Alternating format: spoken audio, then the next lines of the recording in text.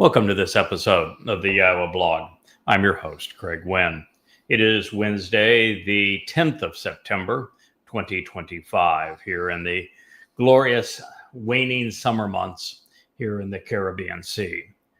My great pleasure to be with you. We're going to continue our review of all things we can learn about the harvest and the great sacrifice that is scheduled for Teruah. Teruah, your pleasure, can be celebrated beginning on the 22nd of September or the 23rd, depending if you prefer the astronomical or the observational method of determining dates. This one is right there at the place where I don't think a valid argument can be made one way or the other. You're more than welcome to choose which one you prefer for this particular year. It is, however, Teruah. It is not Rosh Hashanah.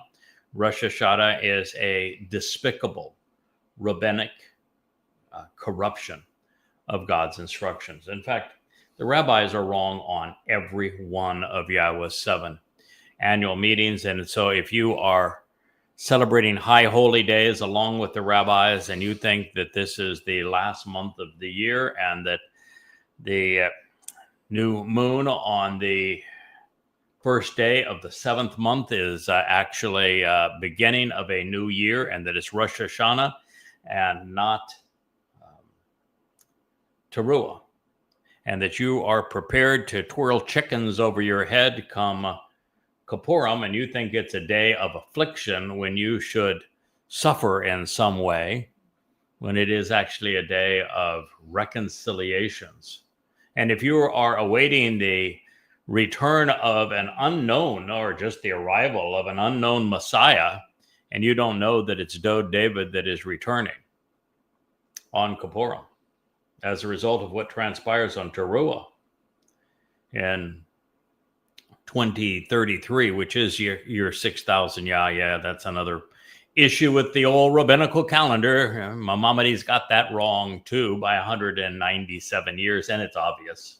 I mean, for him to have published that and for Jews to continue to believe it, it just shows that in religion, stupid matters and stupid trumps intelligence. It is year 6,000 Yah in 2033. Dode and Yahweh, that happens to be God's name. I know the rabbis got that one wrong too. They called him Hashem. They actually think that Hashem is a damn name. They're so absolutely lost. Even when God says, listen, Yisrael, Yahweh, your God is one, they change that so that they replace Yahweh's name with Adonai, and rather than listening, they blabber. It becomes their lead prayer. It is, there's just nothing that is sensible in the religion of Judaism. I think in many ways it's dumber than Christianity, and many ways dumber than Islam, which of course the rabbis created both of those two religions. So maybe they were slight upgrades over Judaism because they had more practice. I'm not so sure that's the case. Nonetheless, this is where we are. I want our listeners to capitalize on what Yahweh intends through Teruah. This particular Teruah is just an annual celebration of it. We have a number of wacko pastors out there that are saying this month there's going to be a rapture. This is when Jesus is coming back. You better be ready for the rapture. There's no rapture. Paul was a nincompoop. Paul actually got the prophecy wrong. He picked the wrong date. He thought that the next harvest would be trumpets, Teruah, when in fact the next harvest is Shabuah, sevens. And that's because he had claimed that the birth of his mythical church took place on Shabuah, and they called that Pentecost. But that's utter nonsense. Nothing that is written in Acts 2 regarding this time turned out to be accurate. In fact, it's ludicrous because the proof text is Yoel, and Yoel is speaking of these last days and the time of trouble in Israel that we're about to enter. And Paul, of course, being demon-possessed, said that this rapture, his harpozo, was going to occur during his lifetime. Yeah, well, he only missed that by 2,000 years, with a couple of thousand years amongst enemies. Uh, so, uh, no, there will be no rapture. It's not a harpazo. It is a gleaning, actually. Shavua, which is the next mikra to be fulfilled. That will be a harvest, a Qatsyr of God's covenant family, of which there will be no Christians, no religious Jews, no Haredim, no Muslims, no Marxists. It will be only of unreligious people who have chosen to accept the 5 terms and conditions of the covenant and who attend the Moedim, these annual meetings, to be with God as they were intended, which would preclude all practitioners of Judaism, Christianity, and Islam, and of course, Marxism.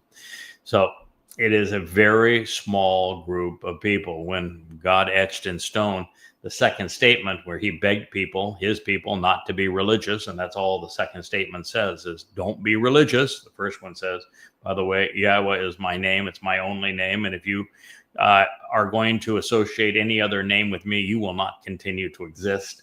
And that I'm a liberator is what he said in the first one. Therefore, he can't be a Lord.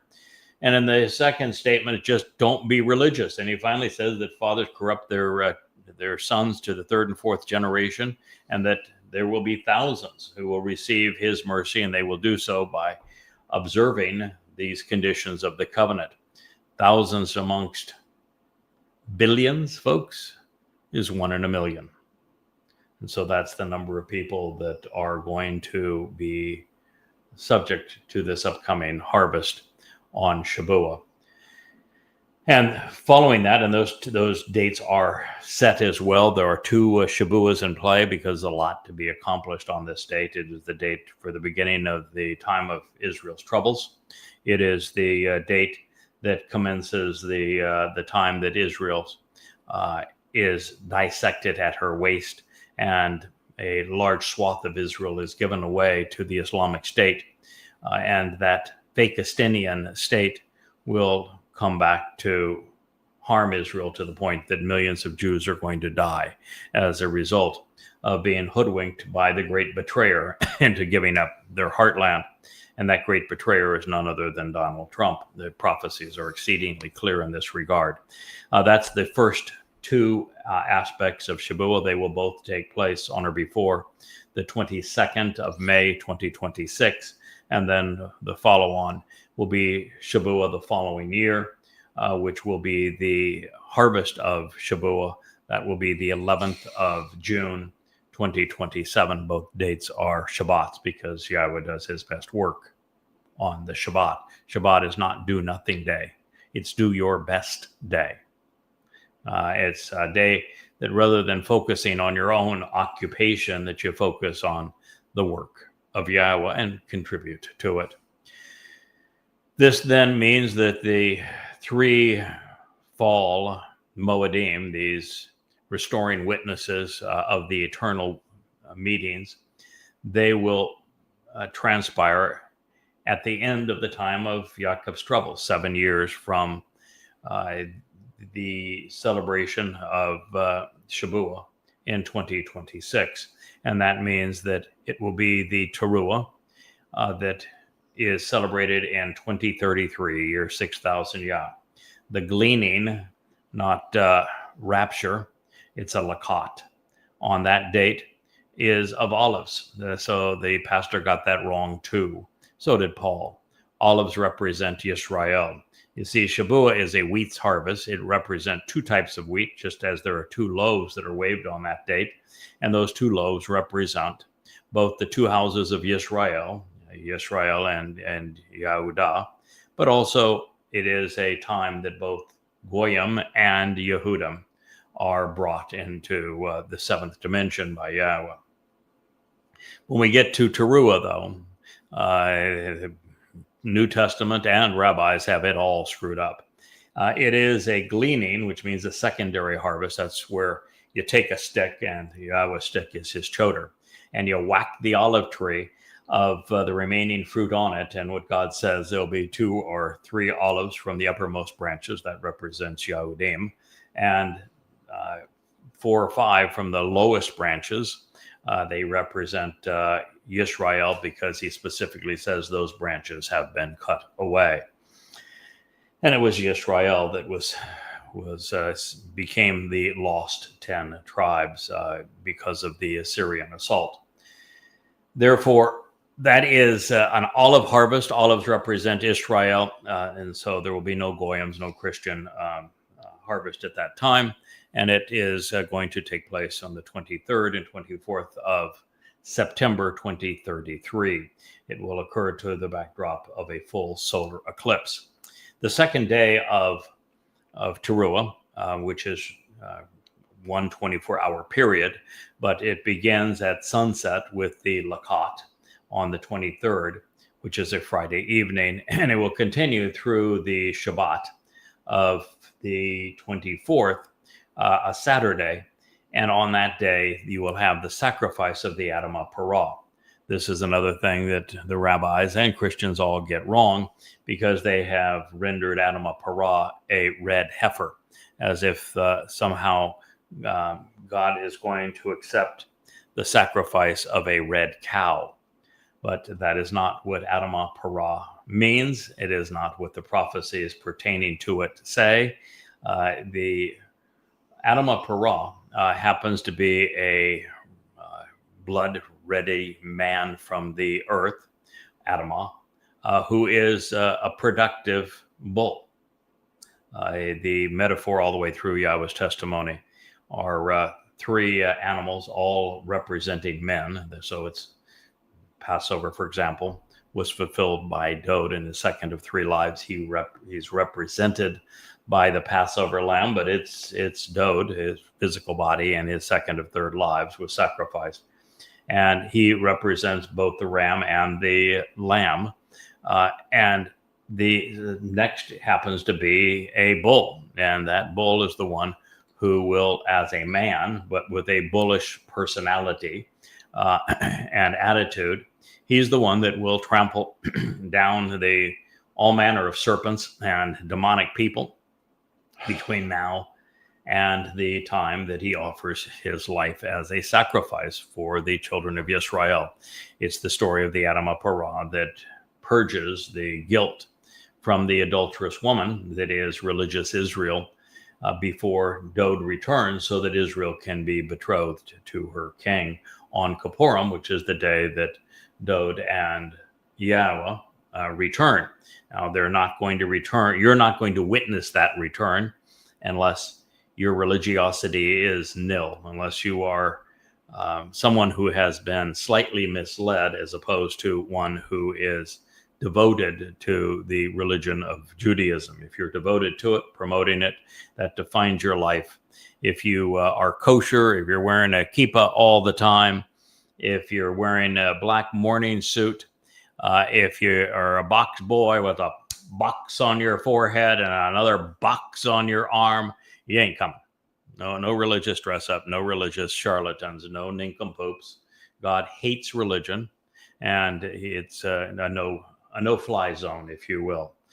Only those who have been misled, either politically or religiously, and can be cleansed by the sacrifice of the Adamah Parah, will benefit from what he will accomplish on the 24th of September, this Shabbat in 2033. The event will be orchestrated, of course, by Elia. He will have arrived on Passover in 2030. He is best known for excoriating and eviscerating the religious and the political establishment of Israel. He will return to form. He will speak out against all religious and political devotees in Israel, condemning them, just as he did once before. And then, because he's practiced and God likes his style, he will orchestrate the sacrifice of the Adamah Parah come Teruah. So this is what you have to look forward to. This restored mortal remnant of Yisrael and the returnees of the two harvests, Shabuah and Teruah, will all be in attendance when Dod returns. When Dod returns, he is the Messiah. He is the Son of God. There is no Jesus. That is nothing but an overt lie. There is no Bar Kokhba or false Messiah in Judaism. That's all false too. Although Bar Kokhba actually existed, he was just a lie that was perpetrated on Jews by the father of Rabbinic Judaism, Rabbi Akiba. But in the case of Jesus, no such person lived. It was simply a product of identity theft, stealing what pertains to Dode. Because when Dode returns as king of forevermore, he is returning as brilliant as the sun, according to Yahweh, and he is returning as Elyon, which you can interpret as all things pertaining to God, Elyon, or you can interpret as, with the yod in it, as all things pertaining to the hand and influence of God. In other words, he is going to represent God forevermore. And that's the more direct interpretation of the word. And so this is what we're expecting on Kippurim. Dode will anoint the mercy seat of the Ark of the Covenant. The Ark of the Covenant is in a known location, protected by a malach currently. It is likely in Yirmiyah's grotto underneath the summit of Moriah, and it will be brought out for this particular occasion, for that particular purpose. And then 5 days after Dode's return, which is 10 days after Teruah, we will all enter the millennial Shabbat. This will be now the 7th of October, because Dode's return is on the 2nd of October, 6:22 p.m. in Jerusalem as the sun sets in 2033. 5 days thereafter, we begin the celebration of Sukkah. It will also, of course, be on a Shabbat, because God does his best work on the Shabbat. And this will be to a full lunar eclipse, so it'll be a spectacular day as well. And that is the time that in year 6,000 Yah, and the rabbis know of the 6,000 year plan, they just have no idea what happens, how it plays out, when it plays out, and what each of these days represent. And I've shared them with you. So that you could know exactly what every moment of that 6,000 year period represents. But we will be allowed back into the garden. That's the reason the story of the garden was told to us, so we would know what to expect. No religion, no politics, no military. And it will be a marvelous time where the earth will be restored, terraformed, if you will, with all traces of religion and politics gone. So there we have it. That is what you can expect between now and then. Although I must tell you, it isn't really that simple, because this 8 years between now and that time in 2033, and that we're broadcasting here in the late summer months of 2025, are going to be hell on Israel. I mean, you know that. I mean, the anti-Semitism right now is at a higher pitch than it has been at any time in human history. Far worse than it was in the 1920s and 1930s Europe, as a result of the dehumanizing of Jews in the New Testament. Christianity is absolutely responsible for creating the climate and the culture that led to the Holocaust. And it was, a marriage between Marxists, the Nazis were Marxists, and Muslims. The Grand Mufti of Jerusalem meeting with Hitler in late 1941 is what turned the deportation, the exile of Jews, into the extermination of Jews. And now we're witnessing the exact same thing, because people are not very smart. We just do not learn from our history, and so it comes back to bite us. But it is now this uprising of Marxists in support of Muslims that are going to lead to a time for Jews far worse than that Holocaust. Rather than 6 million Jews being killed, it's going to be closer to 10 million as we have to endure what will be Alaska flood 2.0, 1,000 times worse than the one that transpired on October 7th. Mr. Wookie, are you looking down there like you want to jump and get down, or you want to stay up here? Okay. So there you have it. We're, now you know what will be happening when. It's important that you educate yourself in this regard. Yahweh made it clear in Hosea when he signed the divorce decree, saying that he was divorcing himself of Israelites. He has left you. He will return, but not until you return to him. But it's important that you know that you have very little time left to get your relationship right with Yahweh. And it begins by recognizing that Yahweh has one and only name, and that you start using it, that you start celebrating it, that you revere Yahweh's name, and that you pronounce it correctly. And don't let anybody tell you that that isn't the correct way to pronounce it. It's obvious. Yahweh, I explained how to pronounce 3 of the 4 letters, and the very verb that he told us was the basis of his name, Haya. And Haya means to exist. I was, I am, I will be. And so Haya, which has the Yod and the He in that name, so Yah at the end of the word, and it gives you how to pronounce the Yah at the beginning and the Ah at the end. And so it only leaves 1 letter to properly pronounce. And of course, all you need to do to that is look at what was the name of the book that Yahweh introduced himself by name to Moshe. What was the name of that book? The Torah. The Torah, right, the Torah. And where does Torah get its O sound? From the Wa. From the Wa. And so you have rabbis cheating on the language by writing Torah, Torah, but that's not correct. Torah is Towah.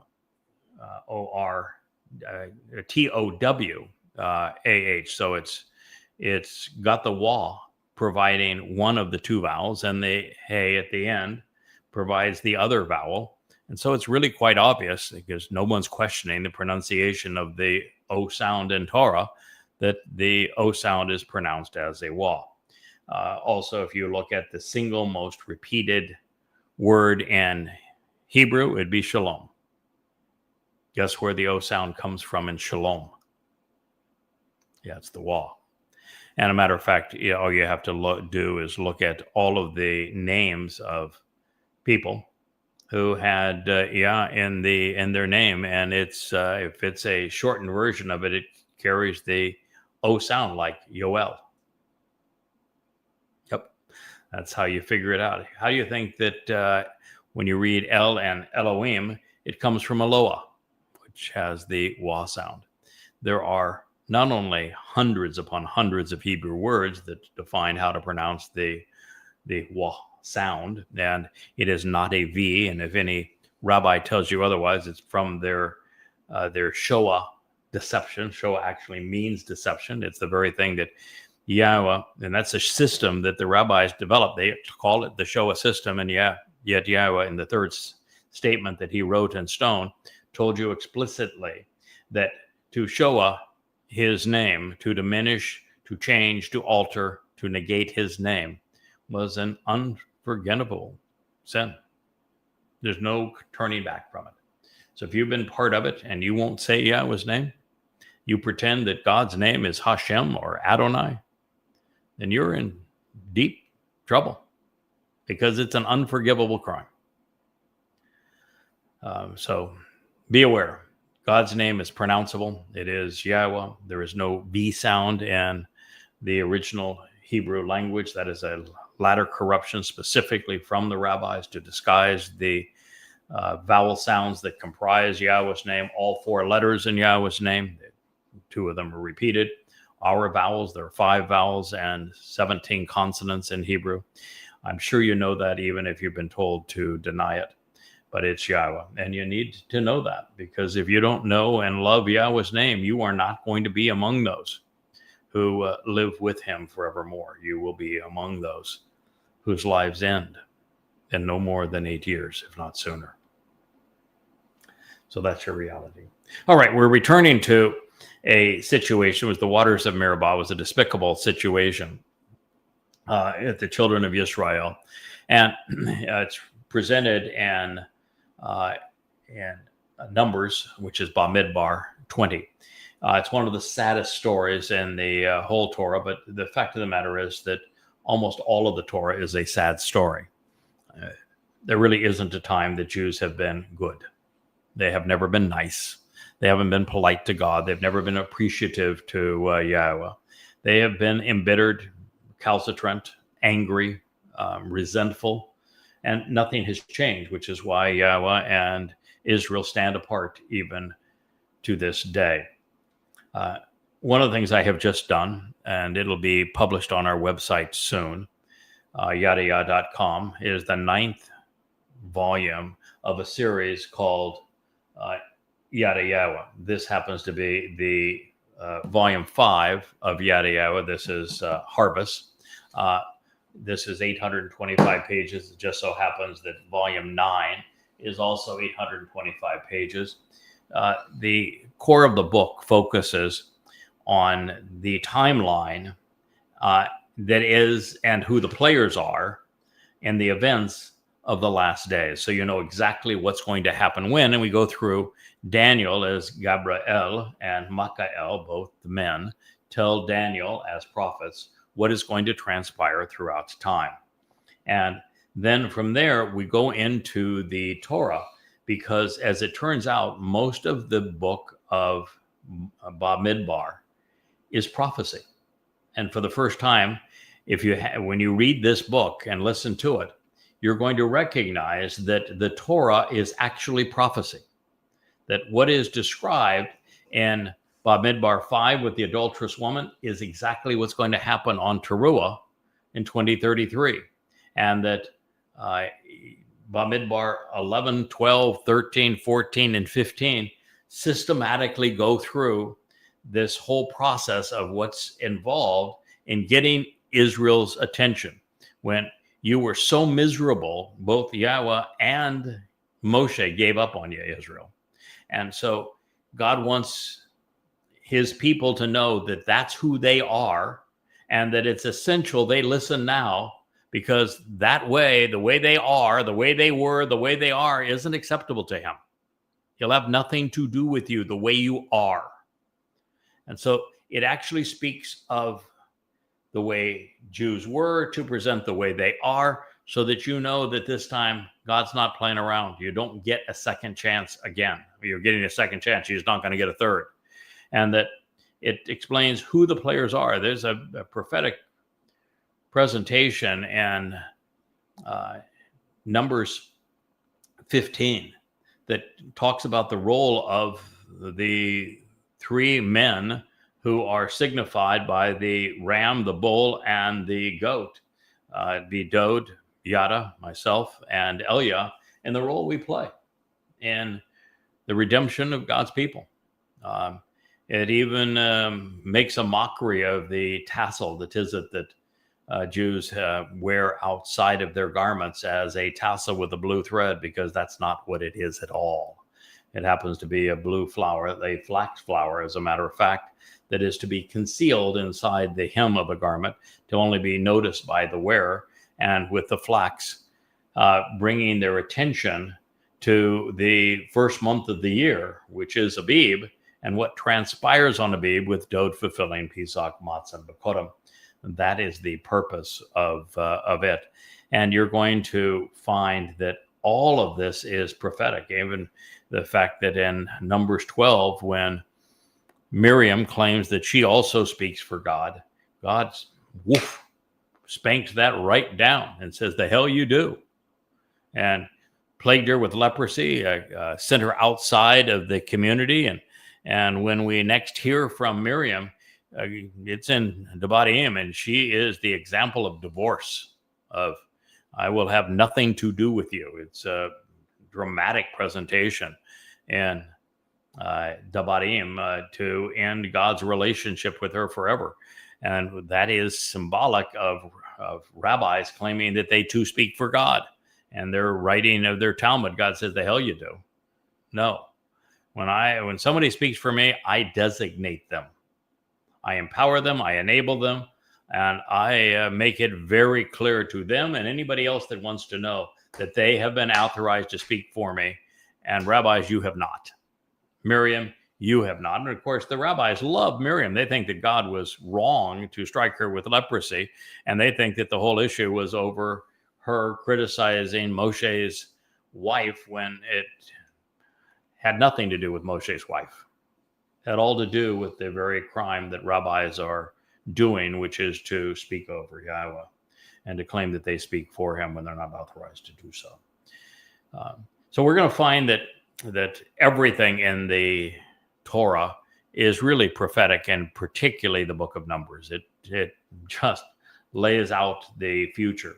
And in this case, we're now in the waters of Meribah, with the ugliest period of an ugly period during the Exodus. This myth that the Exodus was some fantasy and joyous time between God and the children of Israel, and that Passover was the doorway to historic freedom for the Jewish people. It's all hogwash.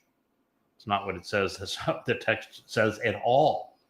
And Jews just don't seem to get it at all. But they were miserable. Maybe that's why they have to change the plot, change the story, have to write their Talmud to speak over the Torah, because, well, the Torah says really bad things about Jews. God did not like you. You did not like him. He did not like you. So we're going to make all of that come alive, and you're going to see it played out as prophecy. So here is where we were in our review of 20 of Bamidbar, Numbers 20. And it reads, "And Moshe grasped hold of the staff from the presence of Yahweh in the manner which he had instructed him." Shawa, by the way, does not mean commanded. It means to provide direction and instruction or guidance. There are no commandments in Yahweh's Torah. Simply directions, guidance, teachings. And because Torah doesn't mean law.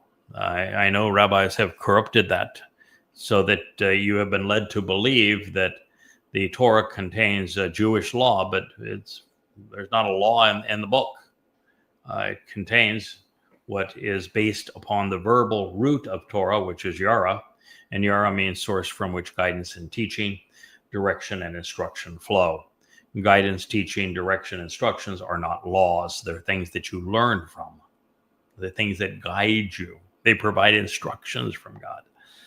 And Sawa is related to that.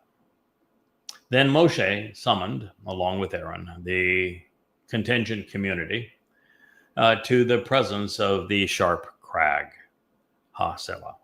As I shared in our last program here from our library studio, the sharp crag is an interesting term because it is Ha-Selah that was corrupted again by religious types to be a burning bush. It's not a bush. It's a sharp crag. And Moshe's case, when he met with Yahweh for the first time, it was a sharp crag of Mount Choreb that was ablaze, not a bush. And in this case, it's not a bush. It's a sharp rocky crag that would supply the living waters. And this was presented by Yahweh because it is prophetic of the last chance the children of Israel are going to have for life, because the rocks that comprise the Temple Mount are going to, when spoken properly by Elia at the time, are going to come forth with a deluging stream, dancing waters that will come from underneath and out of these rocks of the Temple Mount. And this will cascade down to cleanse the children of Israel because it will be mixed with the ash of crag. Yeah, that's my name. Yahweh has called me Yada. I'm his Choder. I'm his Nakri, his observant foreigner. The last of the Zeroah ones cultivating the harvest, clearly Dod's Bashar Herald, the man from Edom, the Adamah Parah. He has a host of names, including even Palmoni. But the one that there's many of them that are in the Torah, including Mydod. But in this particular case, it is the sharp crag. Crag is Celtic for my name, Craig. Godism is a trick. And so it is this sharp crag, the summit of Mount Moriah, that is going to provide the waters when Eliah speaks to them just before Yahweh ignites the fires. And, if you notice the story of Eliah when he was orchestrating the sacrifice of the bull, same animal, on 2000, which is 40 Obel, 888 years prior to the time that he will do the same thing on the top of Mount Moriah, the Temple Mount, this on Teruah, you'll notice that the water came from people carrying it. And then Yahweh ignited the flames. This time Yahweh was going to provide the water. The water came from earthen jugs. The water is going to come from the earth. And Yahweh is going to release it when Eliah asks for that. And then Yahweh is going to light the fire just as he did 2,888 years prior, when excoriating the religious and political. That's one of the things that is just so weird about Judaism. There's a billion things that are weird, but they set a place setting for Eliah because, well, they've read the text and they know that, yes, indeed, I've done the math too. Eliah is returning on Passover. He's not returning on Passover meal. He's returning on Passover day. So they got that part wrong. And Eliah is not going to sit down with the religious. He's going to excoriate them and exterminate them, just as he did previously. He is not changing. God's not changing. Eliah condemned the religiosity of Israel. Read the story. So that's what he's going to do again.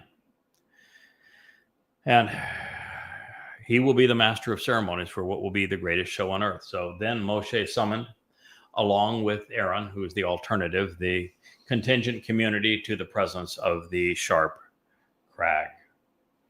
And he said to them, please, listen. Shema. It's been corrupted to Shema, and it has actually been turned into a prayer, which means to speak. When Yahweh never once asked anyone to pray to him, he doesn't listen to prayers. He asked the people to listen, just as Shema means to listen. Listen, those of you who are rebellious and embittered. This was the waters of Meribah, right? This means Marah. It's also the basis of Miriam's name. And Israel, you remain rebellious and embittered against God. You won't even say his name. You have denied the thing that matters most to him. What matters most to Yahweh? His son, Dode. Right, his son, Dode. And you have done everything you can to disown him. You claim to have a star of David. God, I heard a rabbi saying, "No, I've been told that the Star of David is satanic, and that's not true. The Star of David goes all the way back to Exodus 25, and there you'll see that the flowers of the menorah provide that six-pointed star, and that is where it comes from." It's just utter baloney. What did Yahweh say the flower was to resemble? Do you recall? It's an almond flower. It's almond, yes. Do you know how many petals an almond flower has? 7? Nope. No. And not 6 either. 5. 5. 5. So you can't get a 6-pointed star from a flower that has 5 petals, can you? No. So what he just did is lied. That's called a lie. No, there's no justification for the star. The star has nothing to do with Yahweh or with Dode, ever. And the star actually has a lot to do with Bar Kokhba, who is the false Messiah that Rabbi Akiba used, who's the father of Rabbinic Judaism, to bring on the onslaught of Rome, caused Judea to be renamed Palestine. That's going to bite you in the butt, isn't it? And caused the diaspora, which led to the Holocaust. That was Rabbi Akiba and his false Messiah, Bar Kokhba, son of a star. That's where you got it. And it first appeared being used by Jews in a political and religious sense, as it is now, in the 15th century. and in Prague, of all places, in Europe, not in Israel. That star has absolutely no relationship of any kind with David, with Israel, with the land of Israel, with anything God had to say, with anything that's important to him, and is only identified with the false Messiah, Bar Kokhba, and with the rabbis and their mythology in the 15th century in Europe. And that was the very symbol that the Nazis hunted Jews down and degraded and dehumanized them to wear a symbol and to make your national symbol, that which was used to perpetrate genocide against you, is really disgusting. And to then associate it with David and pretend that it is somehow godly is revolting. In the occult world, we're living in a cult world, man. But in the occult, the hexagram is considered a more powerful symbol than the pentagram. Yeah, the 6-pointed star and the 5. It's actually the 5-pointed star that is satanic, not the 6, but hexagram, a pentagram being different in this regard. But the fact of the matter is that Asher here is having a little trouble with her ears. The problem here is that there is no basis for it, and it's just another one of the lies. So he said to them, "Please listen, those of you who are rebellious and embittered, as Jews are today. Is it possible that from this crag, this rocky crag, that we will bring forth water for you?" A question. Why would he ask a question? But God said, talk to the rocky crag and waters will gush forth, just as Elia is going to do, as that rocky crag is part of the sacrifice of the Adam of Parah to purge the adulterous woman of Israel. That has nothing to do with sexuality. It has all to do with her religiosity. Prior to Dod and Yahweh's return, he's going to speak to the mountain. The waters are going to come forth from the rocky summit of Mount Moriah. He's not going to, I can assure you, because I know Elia pretty well, he's not going to say, what do you think? You think it's possible that God's going to pull this off? There are things that are going to be cleansing waters. They're going to come from the Temple Mount. No, he's going to say, bring forth the waters. They're going to come forth. And that's really what Moshe should have said. Hey, watch this. God's told me to address this rocky crag, and that water is going to come forth. I'm going to do as he has instructed, and water is going to come forth. I don't know why he is providing you with what you are belly aching for, because you're miserable malcontents, but nonetheless, he told me to speak to the rocky crag and water's going to come forth. Well, he did, of course, because he was presenting a prophecy. Anyway, Moshe did not wait for an answer because the question was prophetic. So I ask you, do you think that God's going to honor the prophetic promise that from this crag, the waters beneath the Adam of Parah will come forth? And will they resolve the defiant and obstinate rebellion and bitterness of Israel 10 days before Yahweh and Dod return? Then Moshe raised up his hand and he struck Nakah. He lashed out at, he attacked, he beat the rocky outcropping and crag with his staff. That staff was from Mat'eh, which is symbolic of the tribes which comprise his kin. Twice with 2 strikes, multiple times, representing the steps one takes in life. And abundant, massive amounts of high quality waters came out. So the community of the Restoring Testimony drank, as did their livestock. Bamidbar, 2011. Even Moshe wasn't listening. Therefore, Yahweh said to Moshe and to Aaron, because you did not place your trust in me, and you were not trustworthy. For the purpose of demonstrating that I am unique, special, and set apart, exceedingly different, Kadash, to distinguish and separate me from that which is normal, common, and pervasive, and therefore from religious gods. Before the eyes of the children of Israel, therefore, the correct approach is that you will not bring the community into the land, which to show the way to the benefits of the relationship I gave to them. Everybody knows that.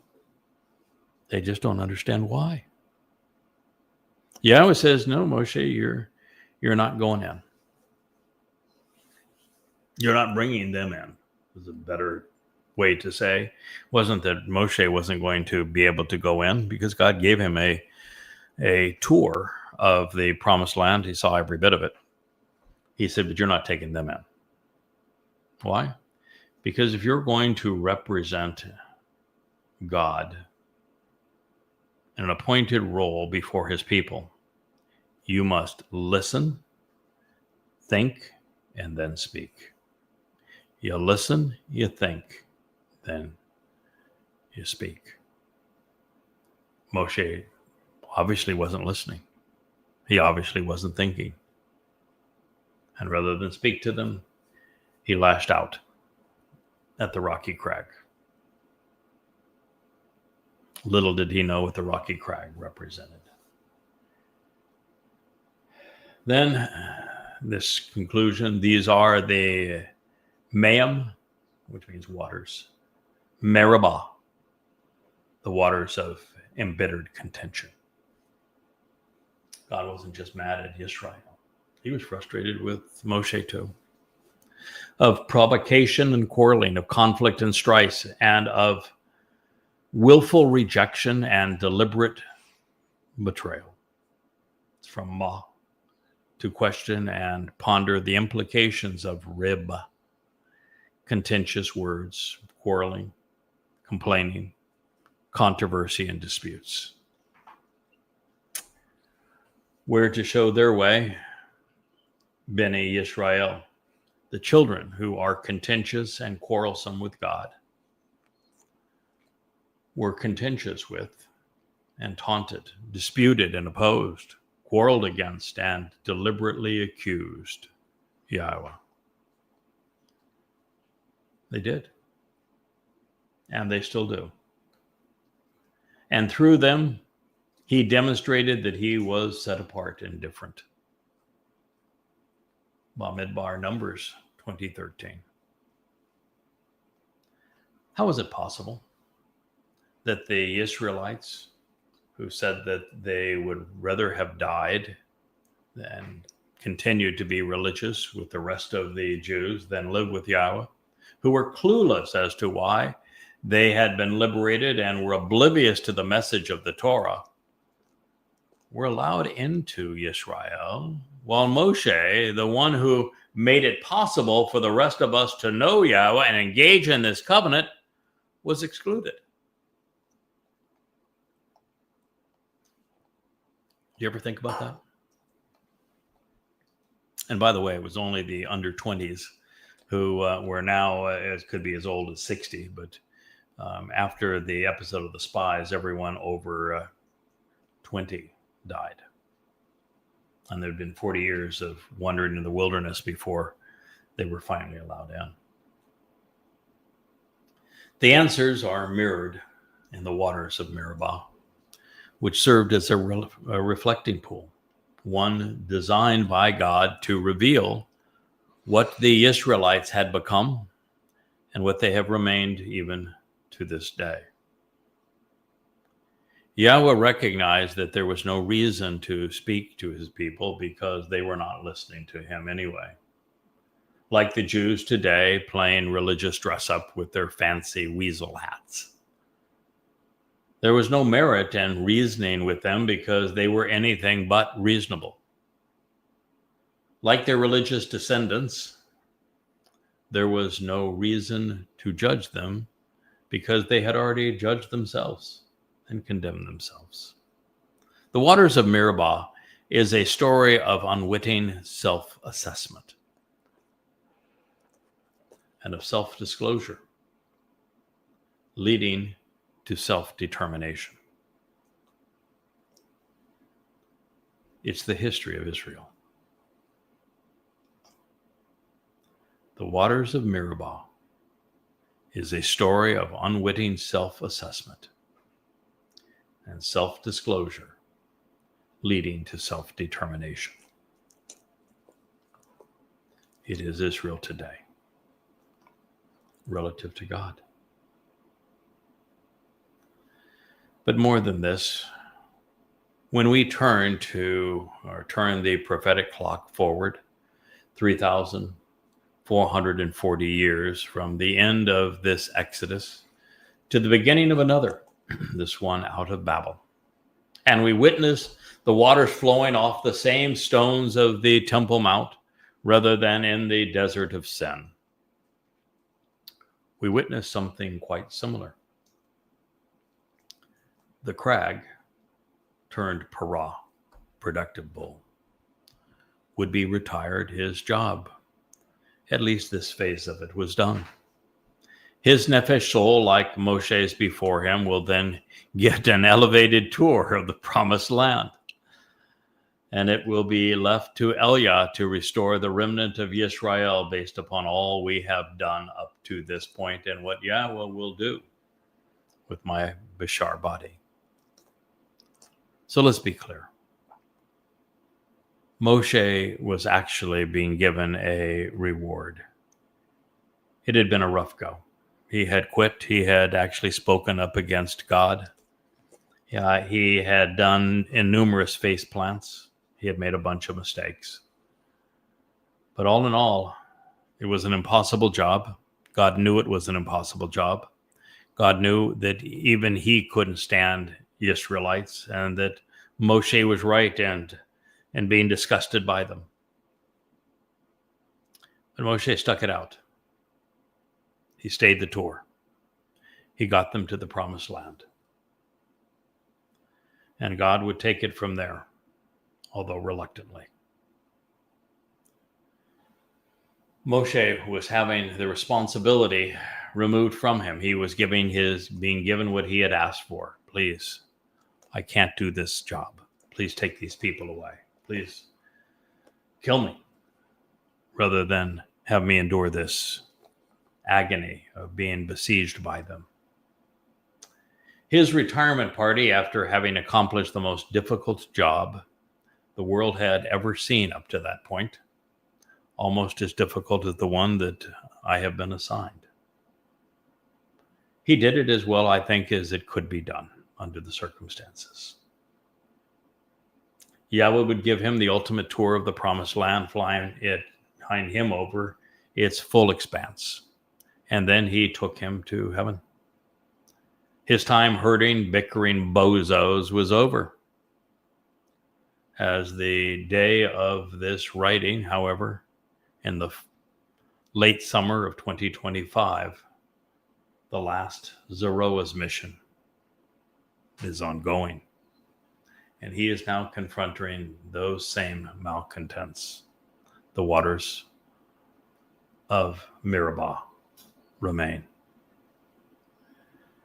So now that we have the proper perspective to appreciate the role of the Adam of Parah and the adulterous woman, let's return to God's depiction of Yisrael in the wake of the Adam of Parah's sacrifice on Teruah. There is hope, even for those who have long rebelled against Yahweh. We're resuming here in Bamidbar in the wilderness, Numbers 5:22. This is the beneficiary of this sacrifice and of these waters. It reads, "And the waters of the curse will enter and exit through your bowels to enlarge the womb. And the procreative power of the woman will give birth. And the woman she will say, Amen. Amen. I accept this information as reliable and true. This is trustworthy and dependable, acceptable and loyal. Now, there was never a situation where a woman was put under this particular test. It's all prophetic of Israel being put in this situation on the 24th of September, Shabbat, in 2033, year 6000, And then the waters that were representing the curse will enter and exit, washing her clean. Her womb will be opened again. She will be able to bear children and give birth. There will be many that will populate the millennial Shabbat. No matter how many are cleansed on that day, there will be many because Israel will give birth again. Her womb will be opened. And this is true, oh so very true. Amen. Amen. I accept this information as reliable. In religious translations of these words, we read that the woman, who they claim will be disfigured, her thigh swelling and her belly bloated so it falls off, will be heard offering a pair of amens. But why, after being tortured in this way by God, would she say, this is reliable, this is true? Don't the religious read what they're saying? It's absurd. That's why I didn't translate it that way. Waters are cleansing. They resolve the problem of the curse. They open the womb of Yisrael so that during the millennial Shabbat, there will be children born into the covenant. So in actuality, I was painting the cure for Israel's religious infidelity. Thanks to the Adam of Parah, this bloody red man who is a productive bull, her guilt will pass right through her such that, she literally cranks it out as if it was BS. Purged, washed away. Purged of this toxin, her womb will function properly again, and such that she is no longer bearing the stillborn. And that is why Israel is heard declaring, Amen, amen, I will accept this affirmation as reliable and true, such that I will now be loyal, trustworthy, and true. So write it down, then blot it out forever, eliminating the stench and the stigma of religion. This is intended. This is the result of the sacrifice of the Adam of Parah of Numbers 19. The one acting in the role of priest, which will be Elijah, will write that which pertains to the curse of Allah in the record, documenting it, and then he will blot it out, wiping it away and destroying it, along with the waters of the disagreeable bitterness and poisonous toxicity. Do you know why he said Eth ha-Allah, ha-Elah? Because rabbis created the curse of Allah. The Quran wouldn't have ever been written as a book. There would be no religion of Islam. This curse of the Dome of the Rock on top of the Temple Mount and of Al-Aqsa Mosque being there as well are all a curse of rabbis. Rabbis in Yathrib sold Muhammad Talmud readings that he used to complete the Quran and make it appear religious as a text. A sand pirate, a man of no repute, a sexual predator, a rapist and pedophile, a man who was incestuous, a man who lived by robbing, enslaving others, who was the most disgusting reprobate ever to live, is now believed to be a prophet because rabbis gave him the material. The curse of Allah is rabbinic. It's the Talmud. The Talmud permeates the Quran. So that's why it's the curse of Allah that is being washed away. And at this time, that's really pertinent because, well, on October 7th, you experienced the curse of Allah. Muslims screaming Allahu Akbar as they raped, enslaved, tortured, murdered Jews. And the repeat of it, Alaska Flood 2.0, will be 1,000 times worse.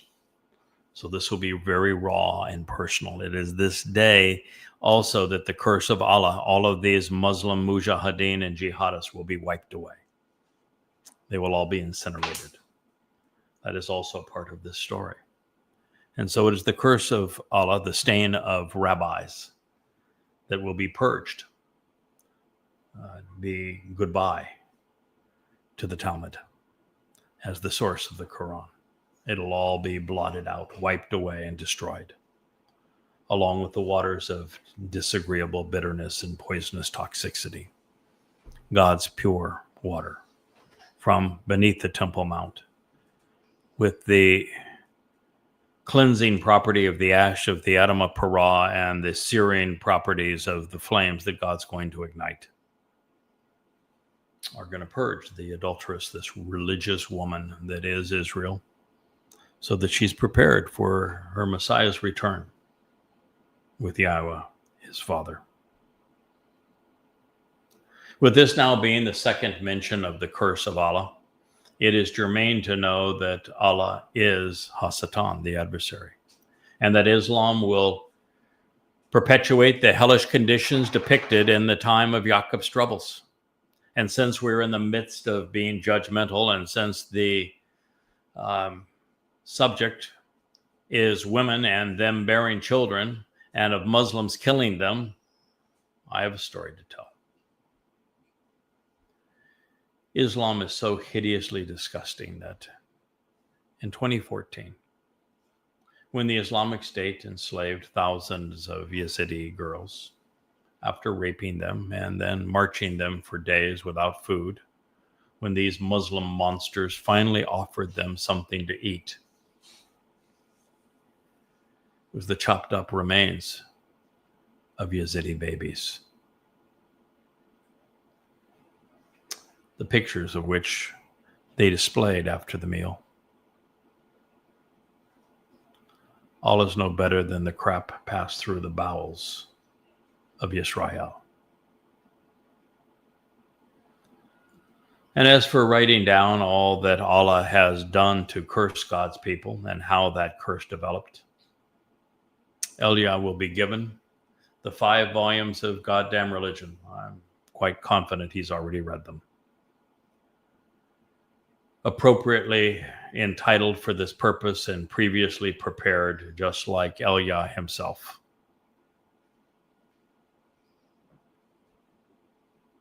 This is volume 5, each 825 pages, each filled with citations out of the Quran and Hadith.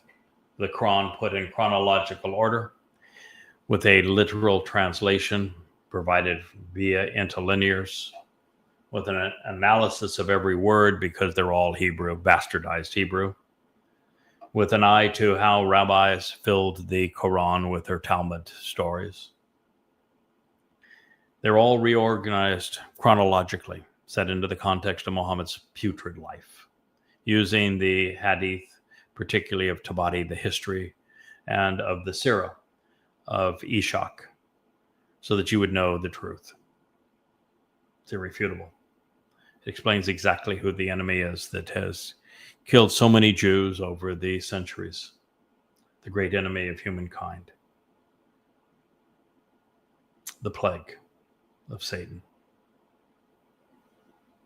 I'll share this and we will pause our program and recommence tomorrow. This is from Bamidbar in the Wilderness, Numbers 5:24. And he should have what pertains to this woman drink the waters from the disagreeable bitterness and poisonous toxicity of the curse, and it will come and go with her. And these waters that bring the consequence of the curse of pungent and disagreeable bitterness. It will be over. This came upon her 3 millennia ago, but they will soon pass. The poisonous toxicity of Judaism is not long for this world. So lucky for the Haredi, at least they're dressed for their own funeral. We'll leave it at that. And we'll return to our story of Teruah. And then we need to transition also into what can be known about Yom Kippurim, because that is the next day to be celebrated on God's calendar. And I want you to know what it represents as well as what Sukkah represents and how these things are prophetic for what's going to transpire in year 6,000 Yah, 8 years from now. Thank you for listening to this opportunity to show the Torah as a prophetic book.